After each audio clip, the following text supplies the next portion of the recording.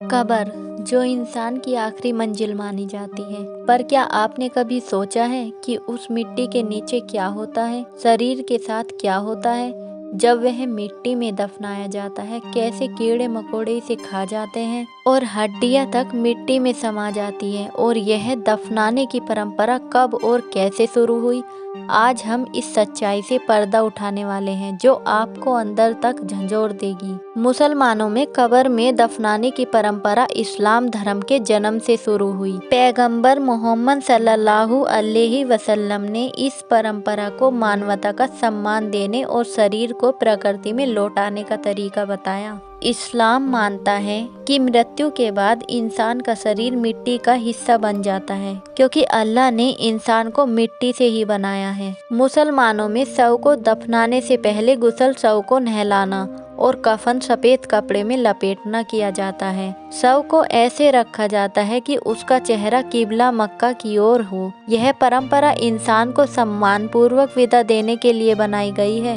कब्र के अंदर शरीर के साथ क्या होता है? कब्र में शरीर धीरे धीरे प्राकृतिक प्रक्रिया से सड़ने लगता है। 24 घंटे में शरीर में बैक्टीरिया और एंजाइम अपनी प्रक्रिया शुरू करते हैं। शरीर की त्वचा सड़ने लगती है और गैस बनने के कारण शरीर फूलने लगता है। 1 से 3 हफ्ते में कीड़े मकोड़े माइट्स कीड़े शरीर पर हमला करना शुरू करते हैं। ये कीड़े त्वचा और मांस को खाते हैं। आंखें, नाक और मुंह सबसे पहले प्रभावित होते हैं। 1 महीने बाद शरीर पूरी तरह से कीड़ों और बैक्टीरिया का भोजन बन चुका होता है। केवल हड्डियां बचती हैं। 6 महीने से 1 साल के बीच हड्डियां भी धीरे धीरे मिट्टी में बदलने लगती हैं। समय के साथ पूरा शरीर मिट्टी का हिस्सा बन जाता है। कीड़े और सड़न की प्रक्रिया। कब्र में पाए जाने वाले छोटे कीड़े और मकोड़े शरीर के मांस और अंगों को खा जाते हैं। यह प्रक्रिया प्रकृति का हिस्सा है जो शरीर को मिट्टी में बदलने में मदद करती है। बैक्टीरिया। शरीर के अंदर और बाहर मौजूद बैक्टीरिया शरीर के सड़ने की प्रक्रिया में मुख्य भूमिका निभाते हैं।